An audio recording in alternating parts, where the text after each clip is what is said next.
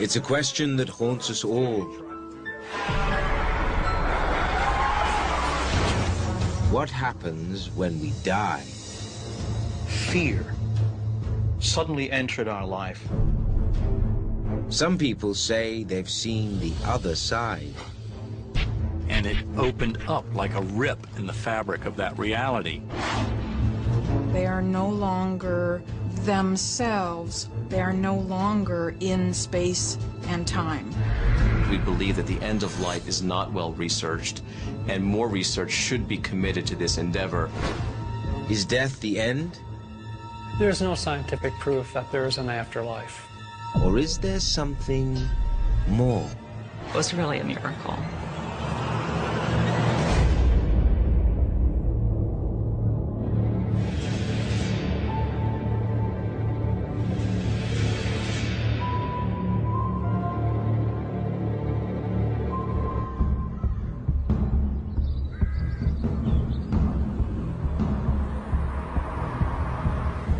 Christina Stein is a 19-year-old on her way to help teach kindergarten.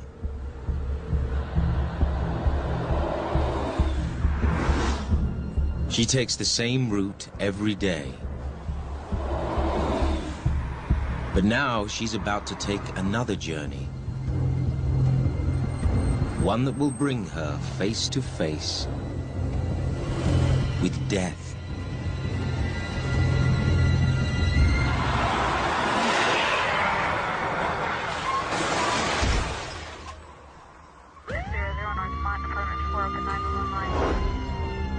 It takes an hour and a half to cut Christine from the wreckage.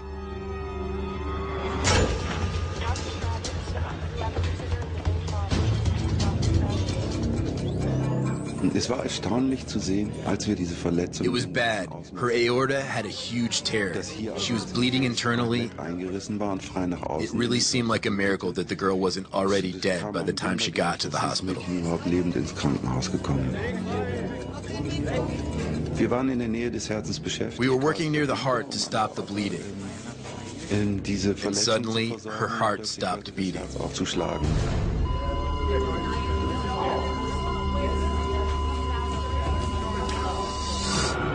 On the other side of the world, in Virginia, USA, the Alexander family is about to face their own crisis.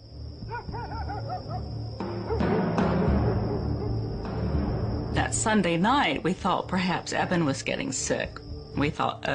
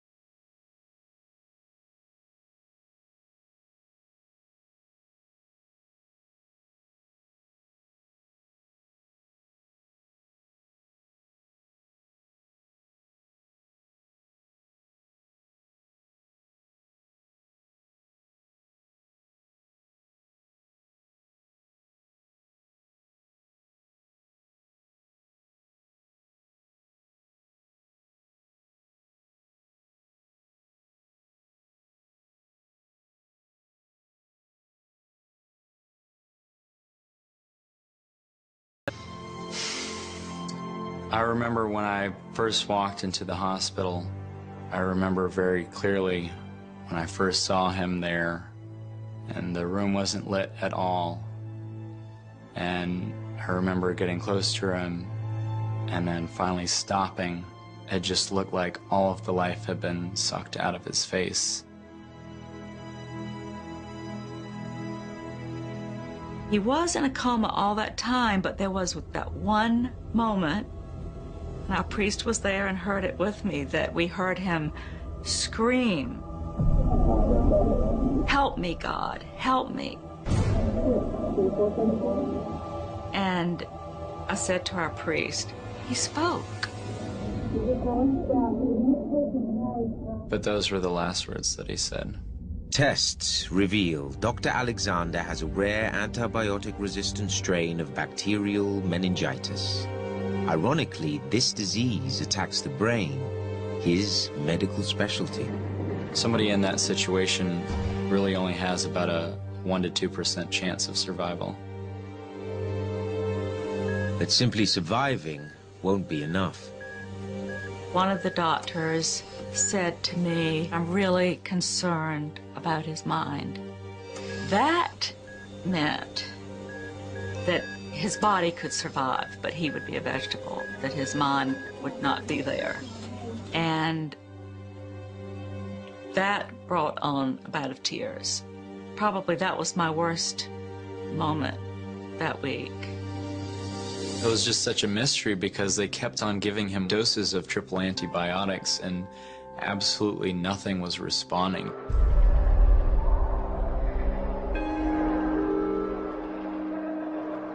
I definitely thought he might not make it. Eben Alexander is slowly inching toward death. For the vast majority of time, death is a process. It's not a moment in time. Most of us actually think of the moment of death as when your brain dies. That's when you're actually, as a human, likely dead. And that moment in time is not clinically easily delineated. Eventually, life runs out. They reach a point where the blood pressure goes to 0. They no longer have a blood pressure, and their breathing stops. This then usually is still accompanied by the heart giving electrical activity.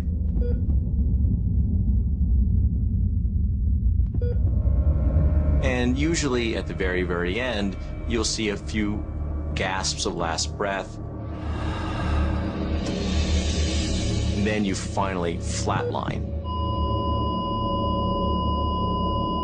That's when we typically clinically declare someone dead.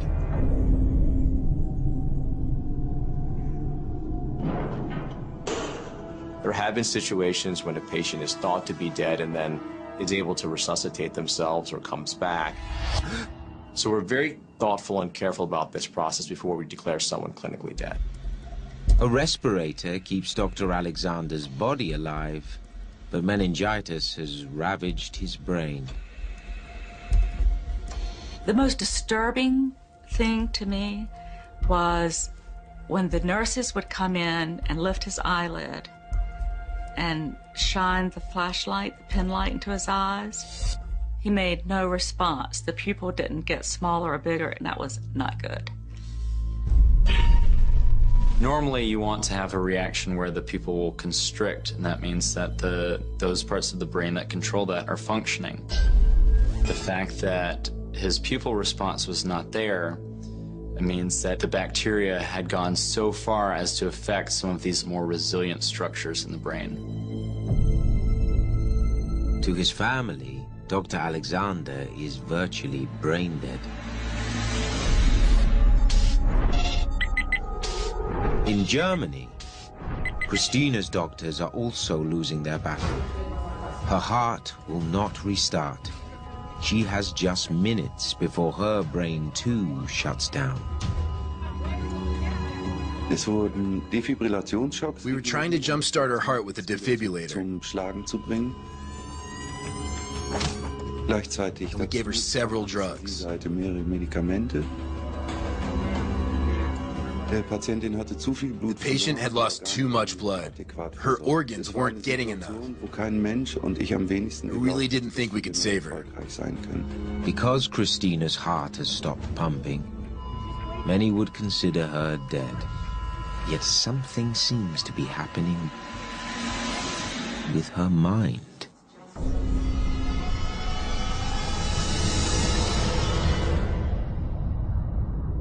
Das nächste, was ich wieder weiß, ist, ja, dass ich Next thing I know, I was hovering underneath the ceiling of the room. I could see down on myself laying on the operating table. And I saw the surgeons and heard them talking to each other. The scenario was pretty hectic. I realized that this was about life or death. To help understand near-death experiences, some researchers focus on the content of these episodes. A common element that occurs early in near-death experiences is what's called an out-of-body experience. At that time, the person seems to be able to see and hear things going on, but up from the vantage point above their body. Often what they describe are the doctors frantically trying to bring them back to life. Medical science has an explanation for what's happening to Christina. A near-death experience to a neurologist is first and foremost a crisis. Christine's brain was in a severe state of crisis. The switches in her brain that control consciousness malfunction. And it enters a very unusual, a strange borderland of consciousness where it blends waking consciousness with REM dreaming consciousness.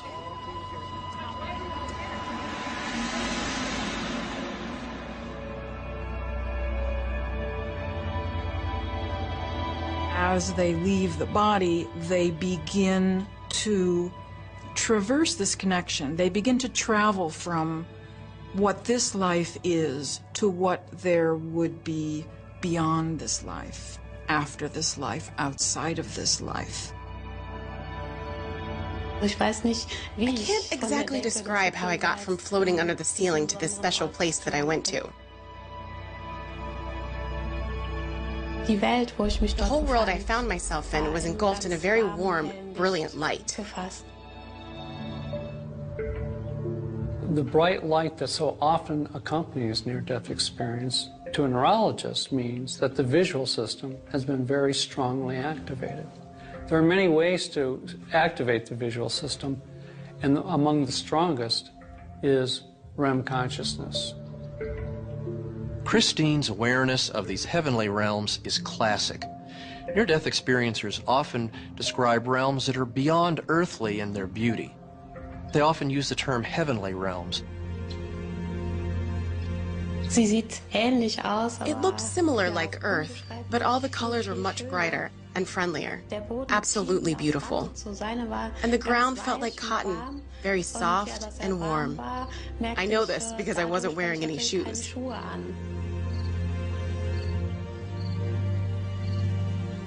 I was wearing this beautiful, long, pale blue gown. I thought that was strange because I didn't own a dress like that.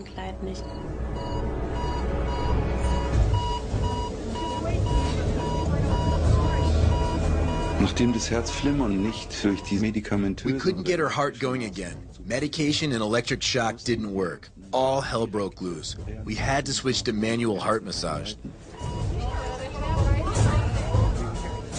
But we just weren't able to restore any circulation. I remember I even begged God to help us because I thought we had no chance to save this young girl.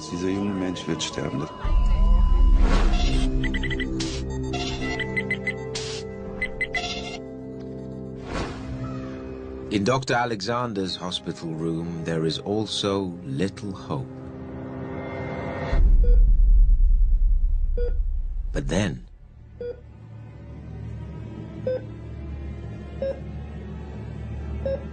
on Friday, day 5, I felt that he was probably squeezing my hand.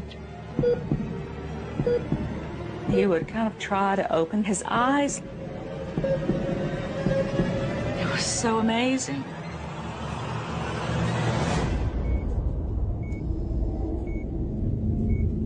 He actually did open his eyes, went to pull the tube out of his mouth, and then he was breathing on his own. The doctors said, there's been some help here other than us.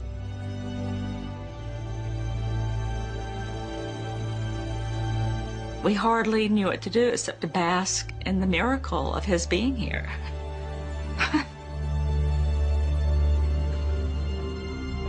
But soon, the family realizes that despite the miracle, something seems off. Even from the first few seconds when I was talking with my dad, I could tell that something wasn't right. He almost seemed like a zombie. He wasn't the same person. He didn't have the same amount of life in him that he had before. That was probably one of the scariest points, seeing, all right, now that he's back, is this who he's going to be for the rest of his life?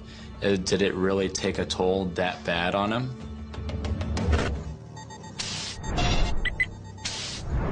In the German city of Koblenz, Christina is going deeper and deeper into her near-death experience. Ich habe ganz viele Menschen gesehen, und ich habe sie nach meinem Namen gerufen. I heard somebody call my name. I looked into that direction and saw two people coming towards me. And I recognized them, although I didn't really know them. Wobei ich sagen muss, sie waren mir eigentlich They were my grandparents. I had only seen them in pictures because they had both passed away a long time ago. In dem Moment, als sie dann auch meinen Namen sagten und sie auch so aussahen, wie ich sie von Bildern her kannte, war mir klar, das sind meine Großeltern. We have scores of near-death experience accounts that describe meeting someone during the experience that they instantly recognize, and they know it was one of their deceased ancestors or someone who's part of their family. Sometimes it's a deceased ancestor they never even met, someone who died even before they were born. I suddenly realized I was in heaven. I knew it because I had met my dead grandparents, and I had learned as a kid that when people die, they go to heaven. And really, what else could this place be? What kind of thoughts do you expect a person to have when they're facing their death? It seems very natural that they're going to think of loved ones, both living and dead. Very often in these unearthly or heavenly realms, people will interact with other people that appear very much like they knew them during their earthly lives, but with one important difference. Even if the person had been very chronically ill when they died, people in near-death experiences that are encountered are essentially always picture-perfect health. Besides my grandparents, I recognized two more people I knew among the crowd. Both had been sick and passed away, but in heaven, they were healthy. And this goes for everybody I saw. They were happy and beaming, all smiles. So I understood that all dead people are in a very happy place here. Christina's vision of heaven was peaceful. Dr. Alexander says he too went on a journey during his coma, but it was very different from Christina's. I existed in this underground, boiling, muddy, surrounded by dirt and mud.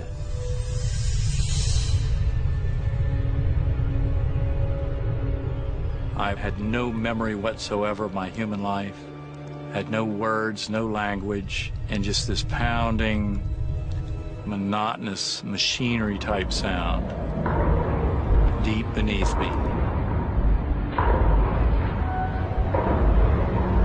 A strong sense of roots, black, fine roots.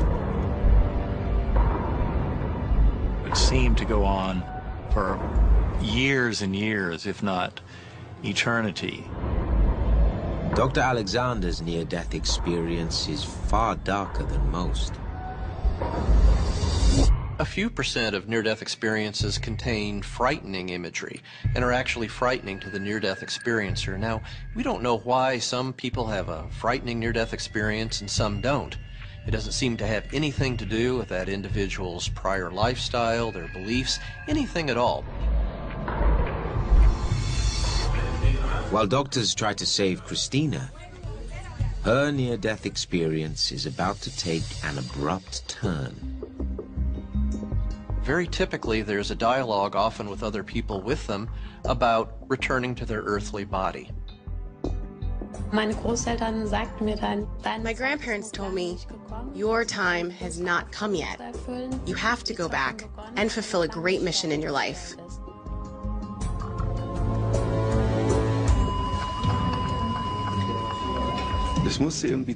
Finally, I was able to apply the clamp above the tear in the aorta. We regained a little bit of blood pressure.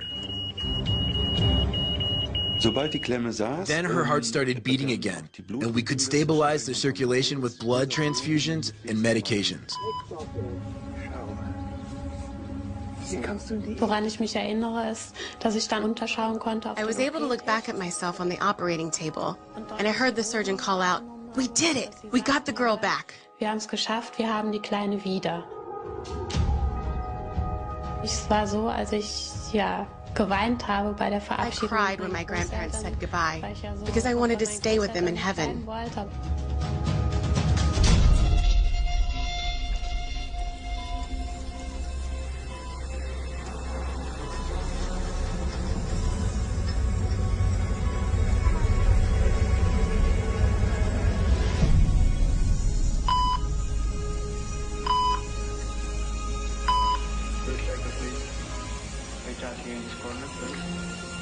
Nach etwa 2 Stunden waren wir mit dem Eingriff eigentlich zu Ende. After about 2 hours, we were finished with the surgery. Ob wir rechtzeitig genug gewesen waren. Christine was stable, Des Kreislaufstillstandes. but we had no idea whether we had done it in time or she would end up with brain damage. Das war zu diesem Zeitpunkt noch vollkommen unklar. Ich entsinne mich, dass sie I remember Christine crying during recovery. It is very unusual. Normally you don't have people waking up in tears. Natürlich verwirrt. War auffällig. War sehr auffällig. Christina does recover and claims she has a revelation. Also ich weiß, was ich erlebt habe. I know what I experienced, and I know with absolute certainty that I didn't dream it. This was not a dream. My near-death experience really happened.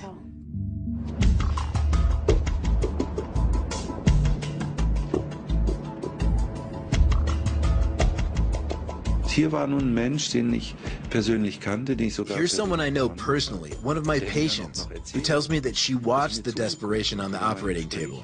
That's pretty incredible. But she really described it just like it happened. Original wiedergegeben. When someone is in crisis and lying in a hospital bed, they may appear comatose to the medical staff because they're not moving, but in fact, they're taking in a very hyper-alert state, everything that's going on around them. They'll hear conversations, they'll know who's in and out of the room, they'll see things through half-open eyes. From this, they may form memories, maybe very accurate memories, and it can become part of a near-death experience. Still, it's hard to believe someone can float 2 meters above the operating table and hear everything we say. It's tough to accept that, although I think Christine is a credible and totally genuine person. It actually scared me that she talked about this kind of stuff. I can only speak about near-death experiences from my personal point of view because as a medical doctor, I have to reject them. There's no hard evidence. Come on, it sounds like gibberish, nonsense. Angels singing, bright lights and tunnels, and everything is great? It can't be. It must be some sort of delusion. Also ich kann ganz klar sagen, ich glaube an den Himmel, Heaven exists, even though science can't prove it. It's not just in my mind, it's reality. in meinem Gehirn, ist Realität. Nehmen den meisten Menschen das ab. I believe that most people who say they've had a near-death experience did have some sort of experience. But I don't think it's reality. More like hallucinations caused by dying brains. If Christina's experience was a hallucination, she's not alone. Millions of people have reported having near-death experiences. The term near-death experience is somewhat of a misnomer because you don't have to be medically near death. We found in our research subjects that One of the most common causes of near-death experience was fainting. Near-death experiences can occur under a multitude of circumstances. Cardiac arrest is a common one. Auto accidents, illnesses, surgical complications. For people that are resuscitated from a cardiac arrest, meaning their heart stops, about 10 to 20% of these people will describe a near-death experience. Dr. Long's research shows that almost all near-death experiences are reported as joyous, and that only a small percentage begin like Dr. Alexander's underworld nightmare.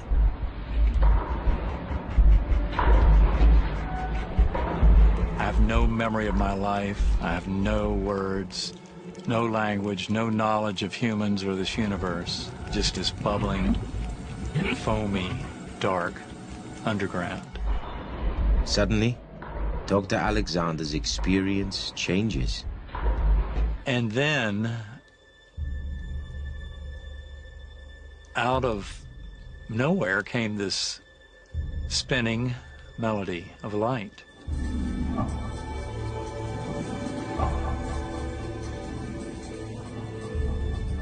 And it opened up like a rip in the fabric of that reality. And I was coming up out of this darkness into this beautiful, verdant valley. And I was a speck on a butterfly wing. And these choral chants would come to me as these colors in the billowing clouds against the deep blue black sky.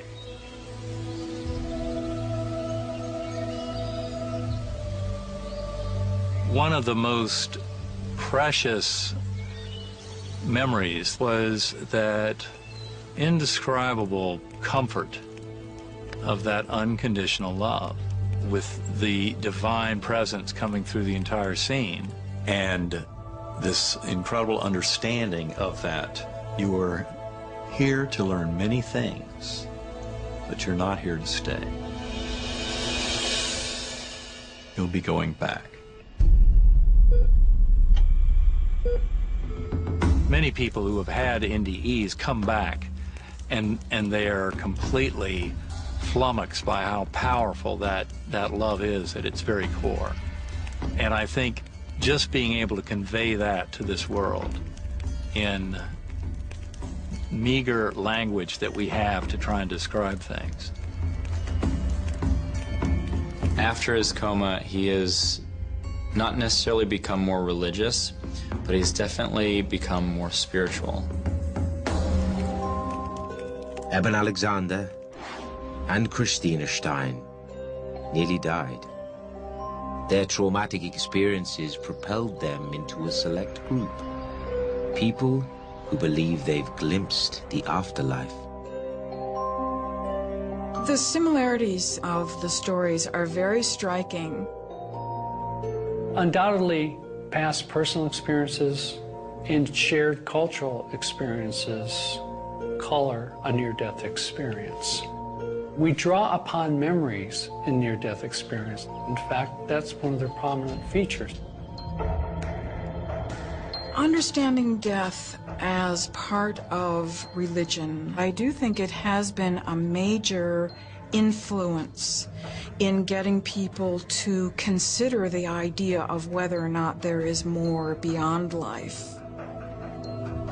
It certainly is integral to religion.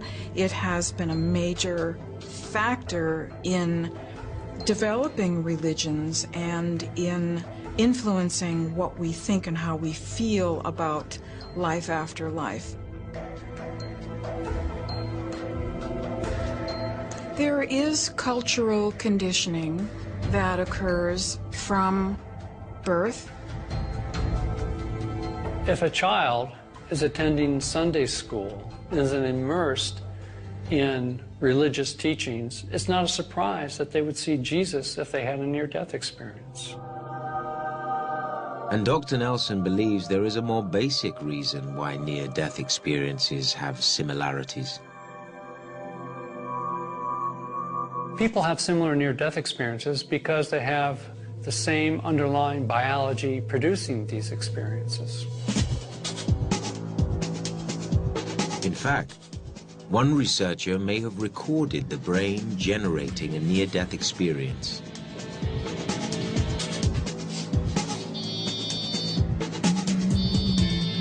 I'm an ICU physician. We take care of critically ill patients. These are the sickest patients in the hospital. And to some degree, some of these patients are so sick they're beyond our medical care, and they pass away. We try very, very hard to make sure our patients die pain-free. That generally means that we give them an adequate amount of pain medication. In order to make sure that our patients are comfortable, we often use an EEG monitor that helps us know what the level of consciousness for our patients. As the patient approaches death, the level of consciousness as measured by these EEG devices goes down to very low levels and then eventually goes to zero. So at this point, they're no longer breathing. And this is essentially a patient who has now passed away. After they die, the patient's monitor shows a surge in brain activity.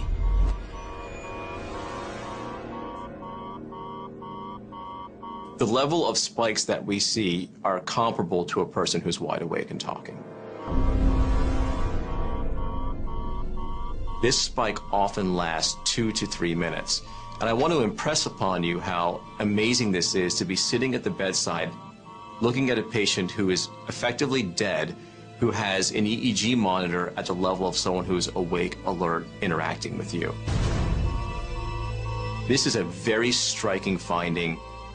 The reaction from the physicians and the staff and the nurses to this spike was quite variable. Some thought it was quote-unquote spooky and didn't understand what to make of it. The timeline for the spike is that it almost always occurs as the person's blood pressure goes to zero. We have yet to see this occur in a patient who has a normal blood pressure. We speculate that for some patients who are resuscitated and recall this event, that this could form their quote-unquote near-death experiences. I do think some of this research makes them think that there might be an actual physiologic basis for this, and it's not something which they just imagined.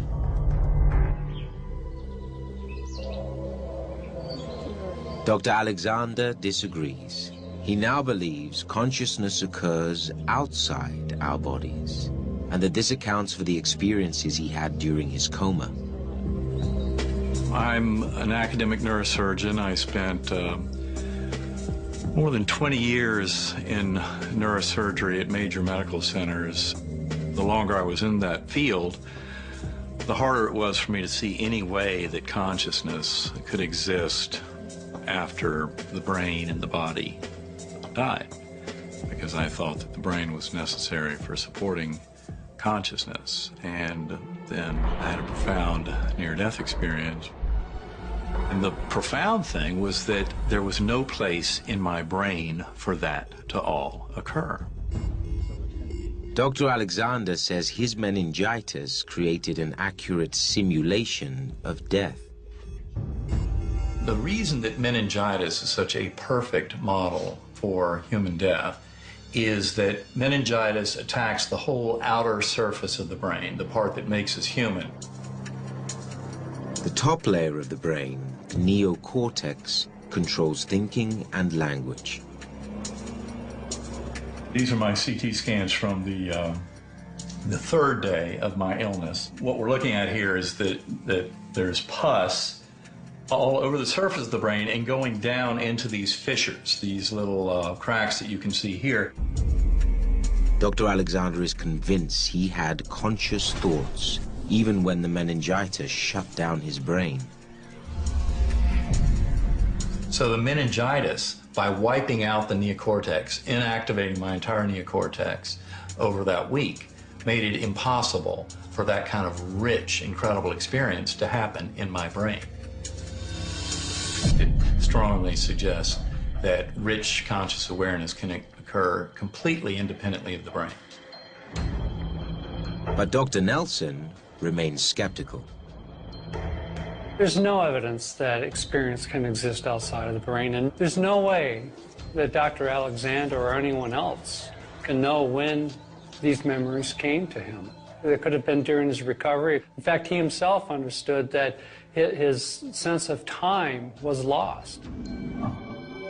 Dr. Alexander and Christina both say that their near-death experiences changed their beliefs.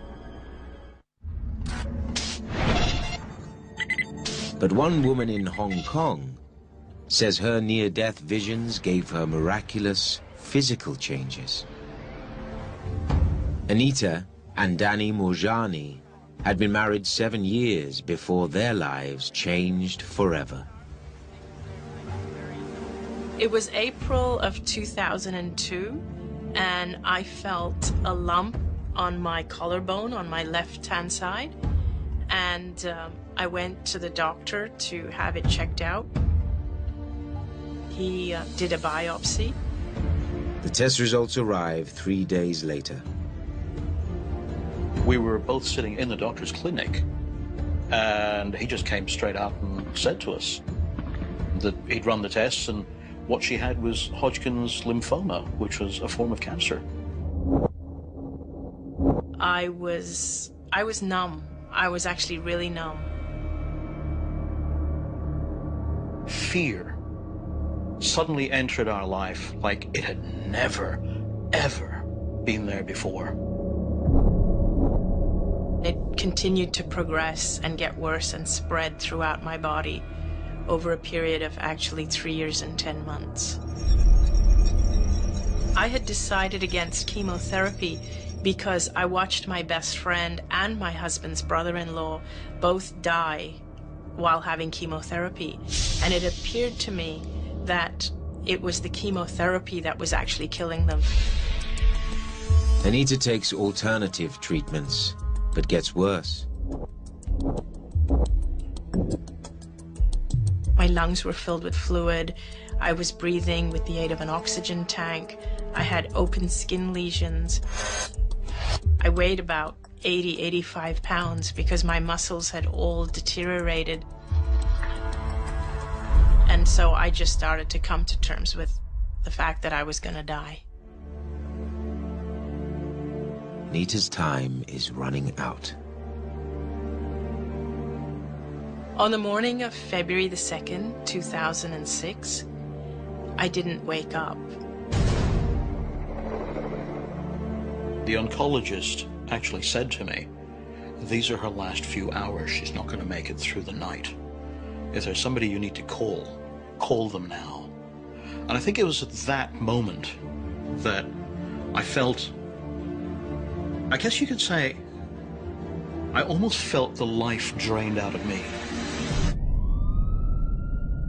Throughout the night, Anita seemed lifeless, but her mind was churning. During this experience, I felt as though I crossed over into another dimension where I became aware of things far beyond that hospital room where I was in.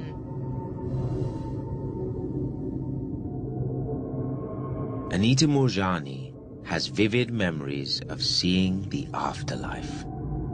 I became aware of my best friend who I had lost to cancer. I had been in a lot of guilt because I didn't spend her last days with her because it was too painful for me to watch her die when I was dealing with my own illness. When I met her in the other realm, all I felt from her was unconditional love and understanding. She completely understood why I wasn't there, and it was just really amazing. It was such a relief for me.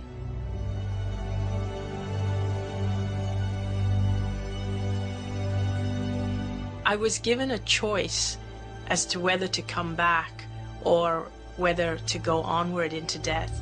At first, I absolutely wanted to go onward into death because this realm was so amazing. It was just so beautiful. And also, I didn't want to come back into a sick body. But then, the next thing that happened was I started to understand that if I chose to come back into my body would heal very quickly. My best friend seemed to say to me, go back and live your life fearlessly. And it was from that point on that I started to open my eyes and come out of the coma. I guess that was one of the happiest moments of my life. I mean, I could feel myself ecstatic, probably the happiest person in the world, the happiest person in the universe. But Anita's body is still riddled with cancer.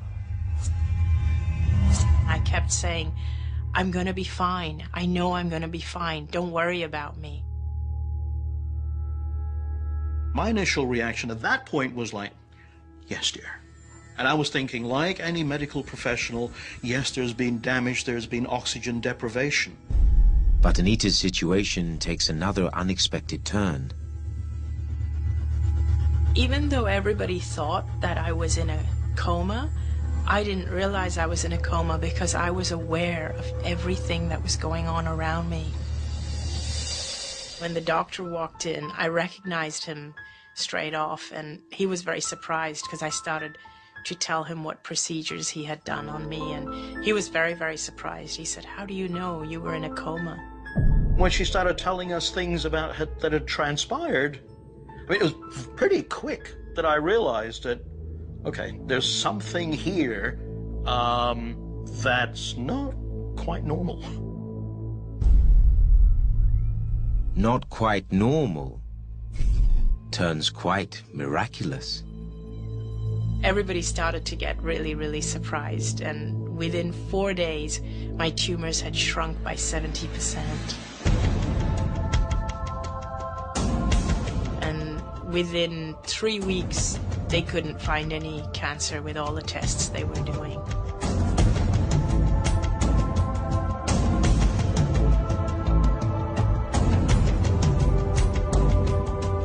There's some medical literature describing how rare spontaneous regression of malignancy is. Now, that happens perhaps only 1 in 100,000 cases.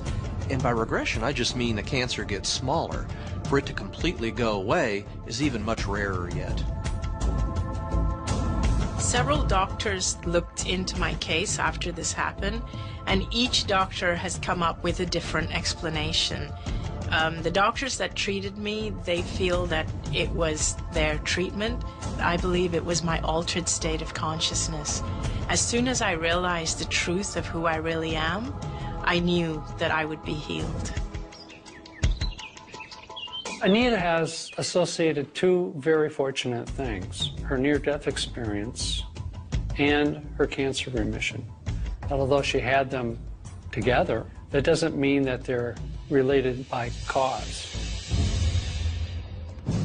Anita Moorjani, Christina Stein, and Eben Alexander all came within a breath of dying. They returned to health, convinced they had a glimpse of life after death. It was just absolutely stunning. I really feel that when I talk to people about this, that I'm simply reminding them of something that they know at a very deep level. Life after death defies current scientific reasoning. This topic seems rather esoteric, and there's a lot of anxiety and insecurity surrounding it. But there's absolutely zero science. The belief in proof of heaven is a matter of faith, not a matter of science. Real or not, near-death experiences have real-world effects. Life after our lives has given people hope. We do know, for example, from psychological studies, that people are much more resilient to the slings and arrows that life hands them. Also ich habe jetzt selber gar keine Angst mehr zu sterben. I am no longer afraid of death. That doesn't mean I wouldn't care if I die tomorrow. It's not that. I look forward to dying when I'm old, because I know that there will be something else after this life, and I have seen it. And that is a really wonderful and comforting thought for me.